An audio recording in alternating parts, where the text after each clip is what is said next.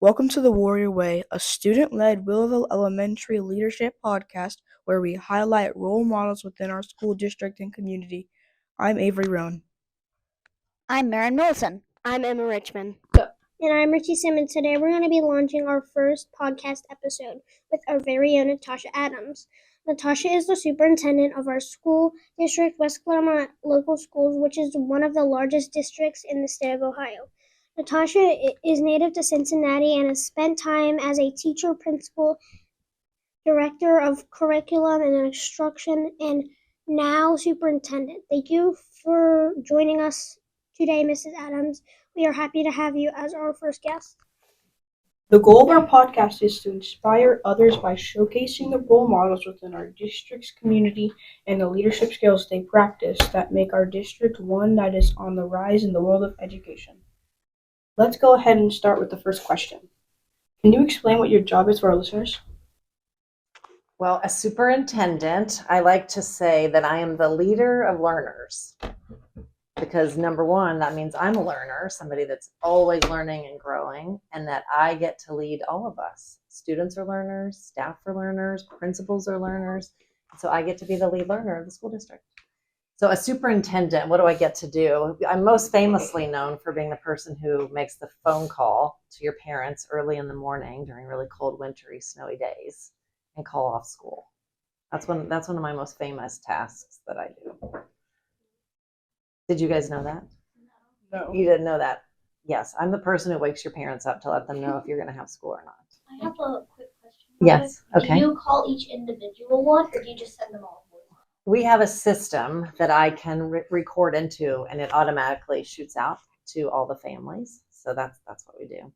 So although that's my most famous task, my real job is to ensure that each student every day is given the experience that they need to thrive, so that when you have school, whether you're here at Willowville or you're at the middle school or you're at the high school, that we have everything in place to help you be the best version of yourself.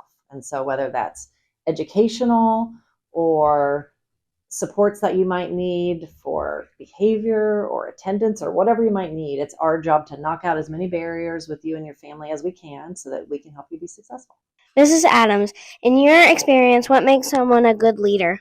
I'm going to use a word and ask to see if you guys understand this word, because I define leadership by the word influence.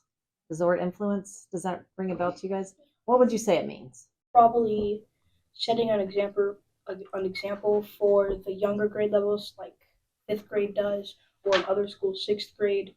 Yeah, so influence can be being a role model, absolutely. What are other words that you think of when you think of influence? You guys didn't know I was going to ask you questions, putting you on the spot a little bit. I think of like influencer, kind of. Yeah, and in this era, there's lots of influencers on TikTok or maybe other social medias. They're people. What are those influencers doing? What are they trying to do? They're trying to make people happy and make them laugh at their videos. They could be that if that's their goal, they could be maybe trying to inform them, entertain them, make them laugh, make them maybe join a cause. So influencers are people who try to make a difference, who they try to be a role model and make a difference in maybe how something is done or how people are thinking about things. So I look at leadership as influence. And I think it's important for any leader, whether you have the title leader or you're a person just in our school system, that you have the ability to influence and help others make better choices, to do the right thing, and to make a difference in the world. There are so many educators out there who remain teaching in the classroom most, if not their entire career. When did you know you wanted to become a superintendent? You know, that's a great question. I've had it asked of me before, and as I think about it, I didn't grow up thinking I was going to be a superintendent. A lot of times, like in my career and in growing up, when you thought about a superintendent, it was a man. And I didn't really think of that being a job that like a woman would have. And so it wasn't until I was older in life and realized that female leaders can also be superintendents.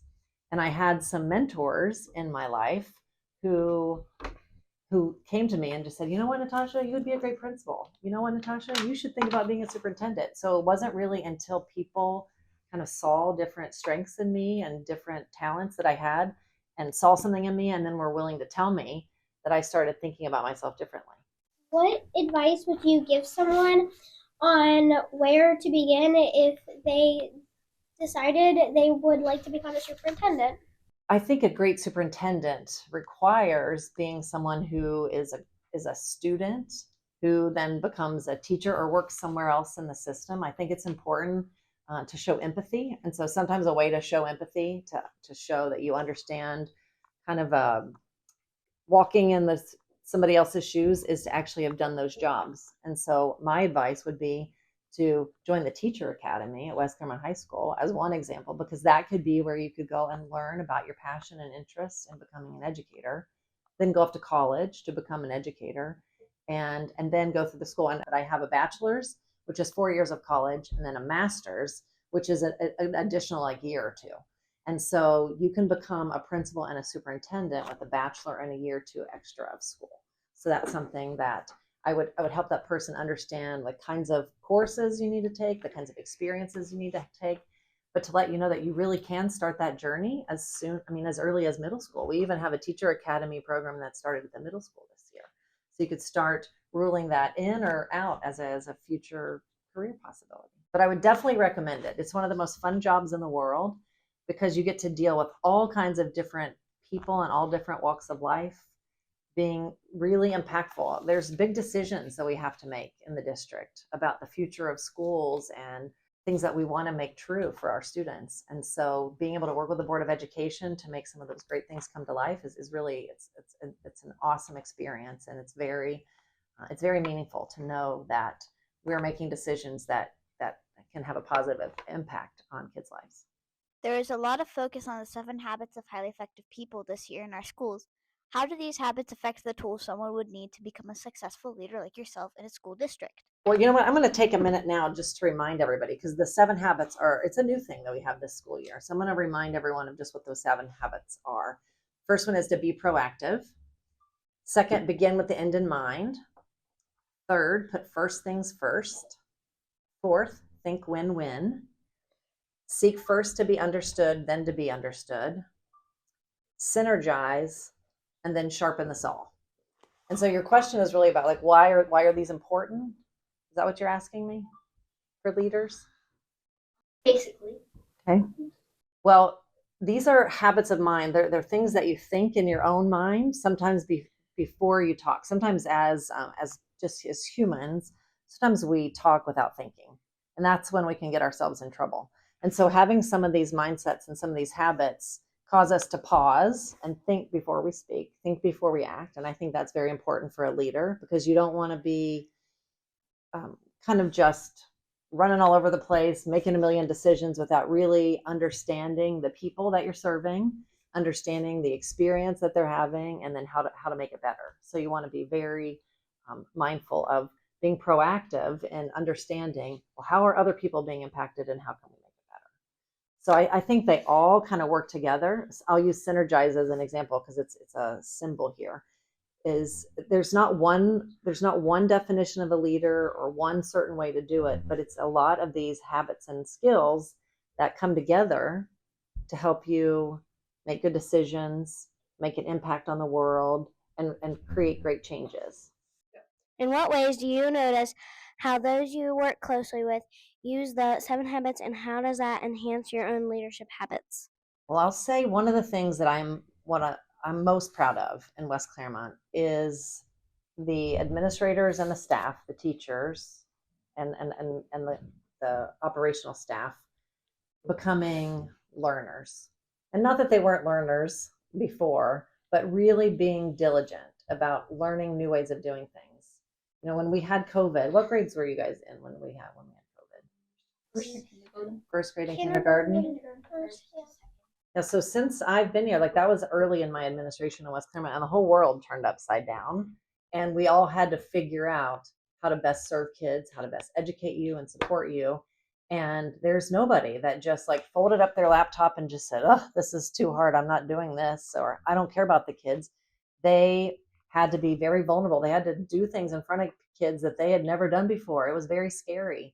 And they just kept showing up and they kept doing it. And then when we got back to school and everything was just not quite the same, everybody continued to say, okay, our kids are different now. They have different needs and different issues that we need to address. And so our staff has been great at saying, all right, kids need a education that's engaging, that makes them want to get out of bed, and it's hands-on and creates movement and learning where they can create things, just like what you're doing today. You guys are creating. You're not just sitting and listening. You are going to create a product out of this. And our teachers continue to learn how they can stretch themselves and redesign their classrooms to better meet your needs. And so I'm extremely proud of that, how the principals have learned, because they've really led the way, honestly. Mr. Jones and all of his colleagues have really led the way. And that has just trickled down through the organization, and hopefully is you're seeing differences in your classroom. Were you a teacher during COVID? I wasn't a teacher during COVID. I was the superintendent during COVID. So that just, gosh, how many years ago was it now? 4 years ago? 2020? Yeah, 4 years ago. So yeah, I was in my like second year of being a superintendent. So I was never like giving instruction over Zoom or anything like that, but we were meeting all the time because we couldn't come together. We were all meeting on Zoom. So I got a small dose of what your teachers experienced, but nothing like what they went through, that's for sure, and what you guys went through. Can you tell us about the habit you feel you use the most and how it is helpful both professionally and personally? Yes. I would say the habit, like begin with the end in mind, is the one that I think is true in my family, in my personal life, as well as in school. I'm a big dreamer, and I like to picture what the possibilities are. And I really promote other people having possibility thinking versus, oh, well, I'm not tall enough, I can't do that. Or I'm not rich enough, I can't do that. Or I'm not smart enough, I can't do that. And I say, well, forget all that stuff. Like if we can put a plan together on paper and picture what this possible end might be, I think we can make it happen. And so that's the kind of thinking I try to bring to West Clermont is, who do we want to be? Here's our current reality. This is how things are going right now. But what do we picture? What do we want our future to look like? And so I feel like my strength is helping draw out what a bright possible future might look like. And then working backwards, working with the end in mind, say, okay, what's step one? What's step two? What's step three? What barriers do we need to knock out of the way so that we can make this dream, this vision come to life? I'm sure it's hard to manage all 9 schools in our district, as well as balancing your own personal life. What are some of the larger challenges with that, and how do you overcome them? Well, I work on it every day. Being a superintendent is really, it's a 24/7 kind of job.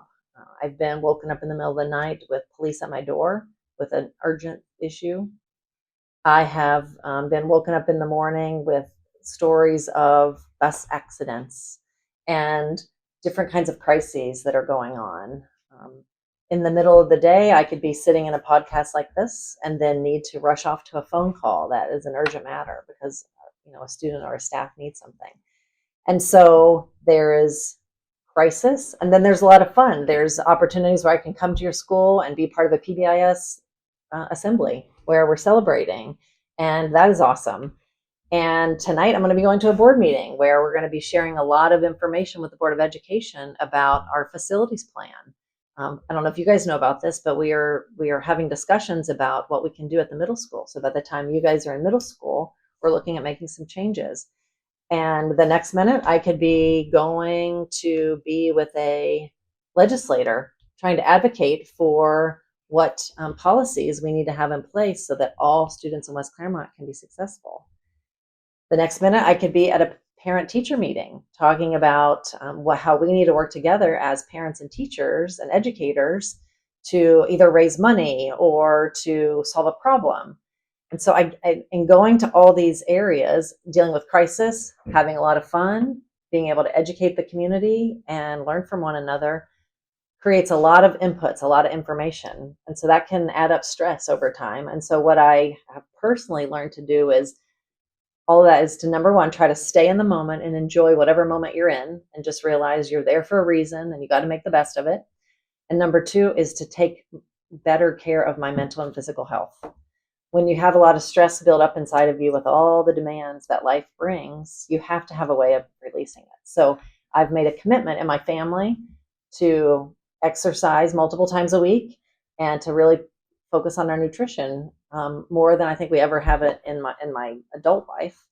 And I find that as a way to like try to keep the main things is by making sure I'm taking care of me personally, physically, mentally, so I can be of service to everyone else. So I'm definitely not perfect at it. I make mistakes all the time, but it's something that I know is important as a strong leader. You probably spend a lot of your time working with adults in your role, but how often do you get to work with kids in our district? And what are some of the things you get to do with them? Well, this is a great example. This is one thing that I get to do is sometimes be a part of being interviewed. I've been interviewed at the middle school earlier this school year and just have some conversations. I've been a judge for certain competitions that have happened. And over the years, we have things, we call them Shadow a Student Days, and we also have student town halls where I bring groups of students together like this just to talk about how life is going. What's working for you in school? What would you change if you were king or queen of the world? And I find, being able to be part of a Friday night football game or be out on a soccer field, there's a variety of ways for superintendents to be involved. I have to say one of my favorite kinds of involvements are things like this, is where you guys are using your talents and your skills. And this feels like a very adult thing that you're doing today. And it just makes me so proud of you. And so I like to be a little fly on the wall. I don't have to be the center of it all. Just being able to watch kids have fun, it really brings a lot of joy. We like to highlight one of the 7 habits, which is being proactive. How important is this habit? In what ways do you find yourself being proactive? I think it's extremely important. And as a leader, I feel like I have to be kind of years ahead of my thinking, sometimes just months ahead of my thinking, but I always have to look ahead over the horizon, look for dangers, look for opportunities, and kind of scout the area. And I have to be able to see that further faster than everyone else in the organization. Now, the challenge with that is you can't get too far out. You can't get too far away because then you lose touch and you don't really realize what's going back down here. So there's just always this balance of being out in front, looking ahead, being proactive so that we can plan for any issues that might come up and also be able to take advantage of opportunities that come our way. And what do you think is the opposite of proactive? Reactive. So if I just sat in my office all the time and are like, well, I'll just wait for the phone to ring or wait for a problem to occur, I could be chasing fires all the time. And instead, what I try to look for patterns, look for things that continue to bubble up, and then say, okay, this issue with school attendance, as an example, this keeps coming up as a topic. Like kids aren't coming to school as much as they used to, and as regular as they used to. What is going on? What's going on in the elementaries? What's going on in the high school? And then how do we get down to the root? Like, what's the real reason kids aren't coming to school, so that we can solve problems together to figure out how do we get them more engaged?